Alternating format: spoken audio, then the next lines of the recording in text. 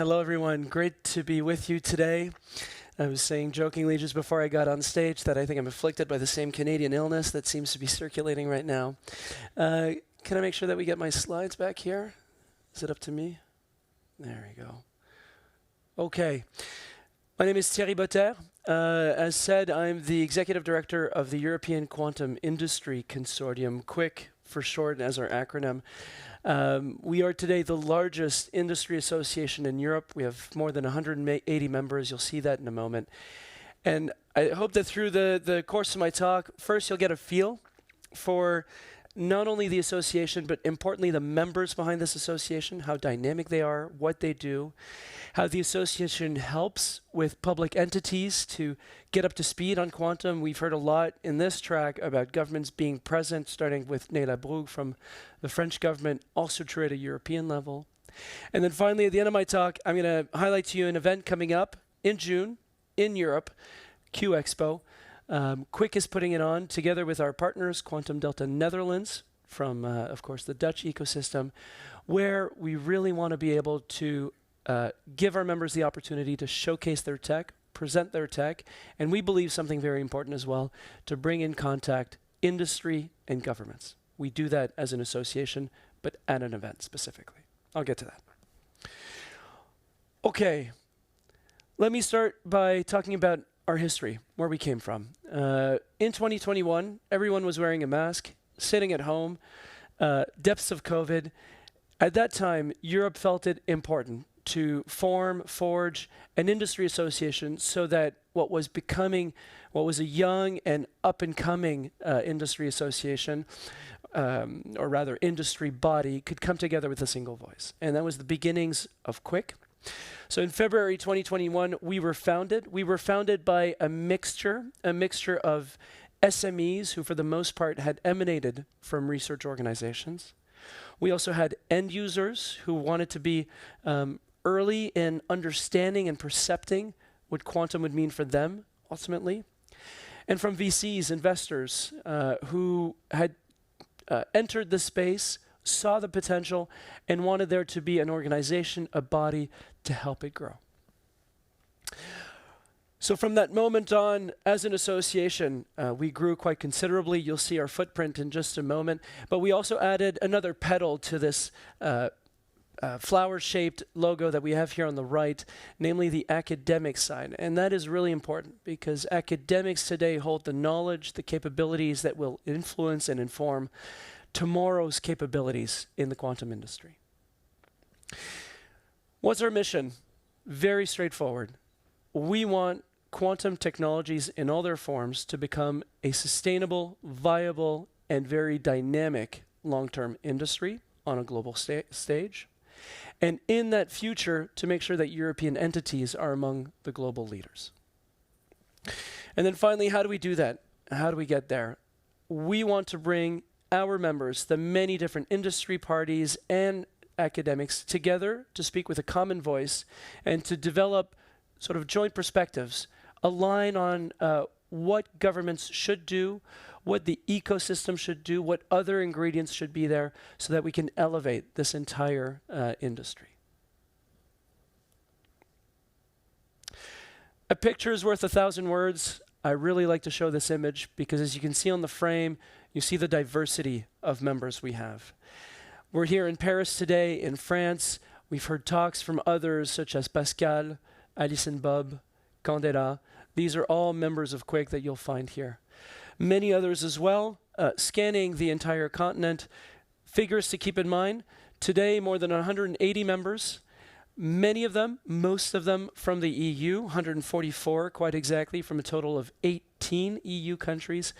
But not only the EU, we're very, very proud, very pleased to also have companies, entities that are based in neighboring European countries like the UK, Switzerland, Israel, Norway. We believe it important to create a continent-wide movement in support of the growth of this industry. How do these 180 plus members break down? Well, we have first two classes of membership, so-called full and associate members. We draw a distinction here on members that want to simply participate in the work groups in the core activities of the association. They have access to all of those activities, but they're not invited to vote, to speak, and to influence the overall evolution of our association. Those are the associate members. Full members, which is a category reserved for industry, have that element on top. So they can serve on our governing board, serve in our General Assembly, have a vote, have a say on how the association evolves. As we're here in Europe, the footprint is always important, the geography and the country. So how do we represent ourselves, or how do we distribute ourselves across the regions? You see this image here. Germany stands out, the darkest font in the table, 41 members from Germany. It's interesting to note that it really stands head and shoulders above other countries, more than double countries such as France and the UK, both of them with 19 different members. Part of the reason is that in Germany, there is first substantial support from governments, and second, it's support that is not only coming from the central government, the federal government, but also distributed across the many different Länders, so regions of Germany as well, which is favoring the emergence of many different companies. And as was pointed out to me as well by a member not too long ago, I think it's important to recognize the role that the value chain plays, and here too Germany is very strong, with different component providers being present. Good. We have far more than just Germany. There are 6 other nations that really stand out by having double-digit participation in the association. I mentioned France and the UK already. I'd like to also draw to the attention Spain, Italy, the Netherlands, and Switzerland, all of them with double digits numbers. Okay, so beyond the stats and our members, let's get to the meat of it. What do we do and how do we add value? The first thing that we really look to do is to support governments, both at a national level, and in my talk today I'll focus especially on the EU level. What have we been doing? There are 5 actions, and I start with these 3. So some of you may have heard, others not, of the Quantum Flagship. €1 billion 10-year program. It started in 2018. We're a proud partner of Project QuIC, which is looking to support and coordinate this program, this €1 billion undertaking. And we are, in this grouping, the only industry body. So we really look to provide, to deliver a view, a common view from industry. We also serve in the Strategic Advisory Board, helping the European Commission continue on in its journey. It was great that it took that leap in 2018. It's looking for thoughts, for advice on how to make sure that it reaches its objectives. In the middle, Euro HPC. Europe has some of the best traditional HPC clusters in the world. We're very pleased to see that now the next phase of that is to acquire, install, and make available quantum computers as coprocessors, as accelerators of these HPC systems. And this is a perspective that is widely shared within our association. The blending of those two capabilities, traditional computing together and enhanced by quantum systems, will provide resources, capabilities that are simply not possible today. Already some of these computers are being delivered, they're being installed. First ones should come online next year, so it's coming up soon.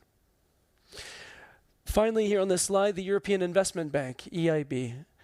Europe has a large number of young startups, but one thing that is today lacking is private capital. What we see, what we've observed, and the EIB itself conducted this study, there's a factor of 10 difference in terms of capital raise, equity stakes in European firms versus US firms. So there's a need to resolve this issue, resolve this discrepancy, and this is where we're working through what's called the Quantum Finance Lab with the EIB to find solutions, implement the solutions, and ultimately make sure that European businesses have the right financial firepower to move forward.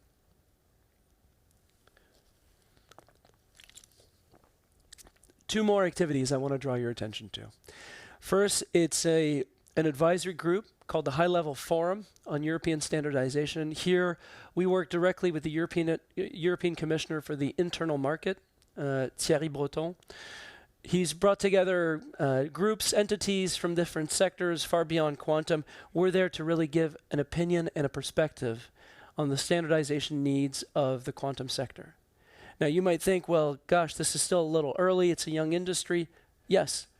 But standardization already has an important role to play, and it's being taken up by the high-end groupings, and you'll see that in a second, where we're also participating in what's called the Joint Technical Committees of standardization bodies. And on the right-hand side, the European Chips Act. Europe, about 18 months ago, no, 12 months ago, unveiled its Chips Act, its own ambitions to bring and develop chip-making capabilities in Europe. And within this Chips Act, quantum chips is an important segment. Yes, Europe sees its future and its economic sovereignty as being tied to the development of quantum technologies.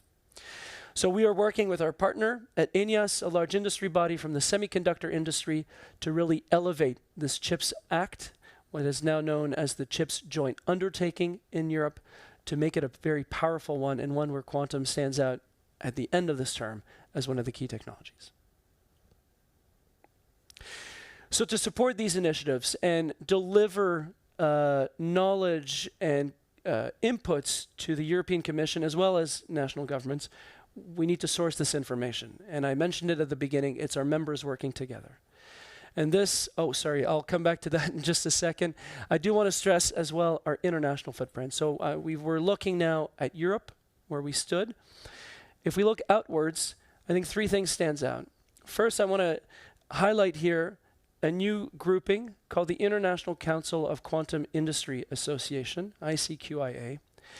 It was formed in January 2023. It's a collaboration between QuiC from Europe, QStar from Japan, Quantum Economic Development Consortium from the US, and Quantum Industry Canada. The four of us work together to bring a collective perspective from industry and also to help our members get to know one another from different regions of the world.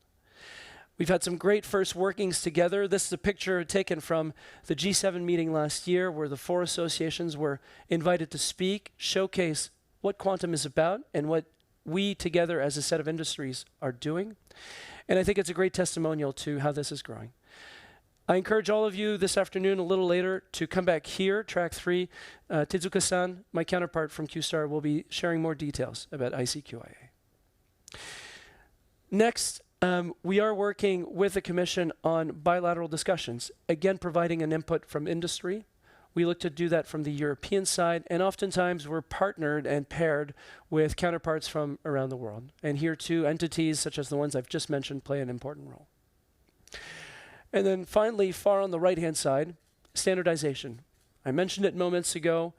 It's not only about informing European entities, but more importantly about contributing to ongoing standardization discussions. Standardization, for those of you less maybe knowledgeable on the mechanics of it, is done through something that's called joint technical committees. These are very formal bodies that work together, wrestle together to determine what should be standardized, what should the standard be.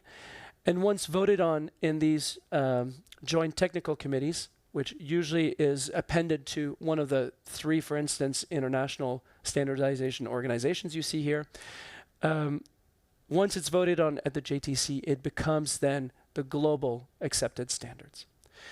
This is already underway. We have 2 JTCs at the moment, one in Europe called JTC 22, and a new one that was just started earlier this year, JTC 3. QuiC has connections to both. And importantly here, we want to make sure that European businesses, companies can come forward, contribute their inputs, and make sure that their methodology is captured as part of these international discussions. Good. Now to my point. How do we get our members to provide inputs? We have them work together in our work groups and expert groups. It's a busy slide. You see many different bars and verticals.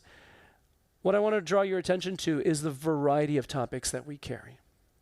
We not only cover the quantum verticals, the main technologies from computing, communication, sensing, and enabling technologies, but we also cover the transversals. And this is really important. Areas that are common even to these many different verticals, where industry needs to be aware of what's happening, and industry needs to give an opinion, an advice to governments on what needs to be done. I don't have time today in this talk to go into all of the details of every single one of them. I've touched on some of the topics that you see here, but I do want to highlight 2 in particular. Two, that recently actually published material documentation that is public. It's available on our website, and I'll show that in a moment. One is the Strategic Industry Roadmap, SIR. That work group effectively unites, gathers the inputs of all of the other work groups, those transversal topics, and expert groups, the vertical, into a single document. It's a very beefy document. It stands at almost 200 pages. I don't expect each of you to read carefully every single one of those words in the document. But if you do want to have a quick look at it and just a quick sense of what the European quantum industry believes is essential in one or the other section, I invite you to look into it. At the end of each chapter, which covers one of these topics, you have key summaries, key points, key takeaways for you to build on. And that document is not just put out there for thought purposes, it's also delivered directly to governments and influencing the European quantum flagship, which I mentioned moments ago, and some of the national strategies that we see across Europe. And this then becomes something very powerful, because with a single document and a single point of view, we can try to align many different efforts so that we don't end up with individual streams that are lacking connection, but rather something cohesive across a very large continent. The second one I want to draw attention to is work group Intellectual Property and Trade. It's sort of two topics in one, trade itself becoming a growing one. On the first part, IP, our members have done a very careful study, a very careful look at how IP is evolving, and produced a first global landscape look at IP. It's a look back, and there's always a silence period in IP, so it looks quite far back. But it's still interesting to note where Europe sits.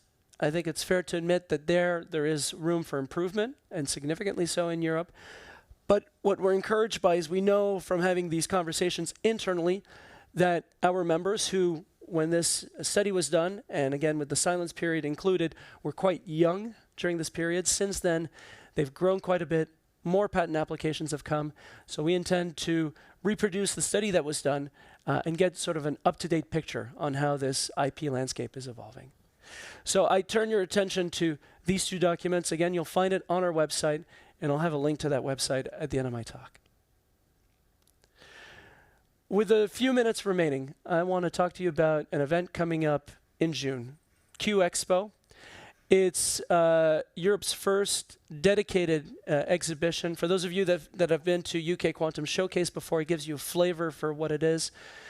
Standardized booths. Companies not only from Europe, but really across the world, given the opportunity to present themselves, present their tech. And a free entry. We want to make it as widely reachable as possible. So inviting many participants, importantly end users, to come and see and literally feel sometimes how this technology looks like, how it works, and to get a sense of how it will impact their business. The two-day event, we have 2 different days. Day 1 really focus on the expo, showcasing the tech, having the different booths and different stands. Simplified concepts, we know that we're speaking mostly to SMEs. They have many different activities. We want to make it as easy for them as possible to be present. I mentioned the no-cost entry again to have a wide extent.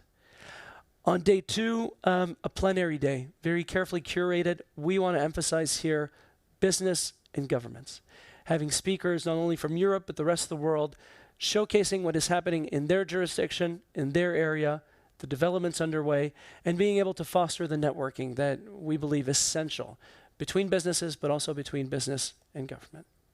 So mark it in your calendar, and if you want more information, that QR code up there will lead you to a registration form with more info. So on that, I thank you for your time. Happy to take a question or two if time permits. Thank you.